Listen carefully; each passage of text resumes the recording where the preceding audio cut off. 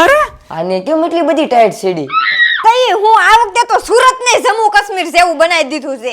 પણ બેન તારી ઠંડી ઉતારવાનો એક જ ઉપાય છે, ગરમા ગરમ વસ્તુ ખા. આવી ઠંડીમાં હું કાઈ બનાવવાની નથી, મારે સૂપ પીવું છે ને ખાવું છે.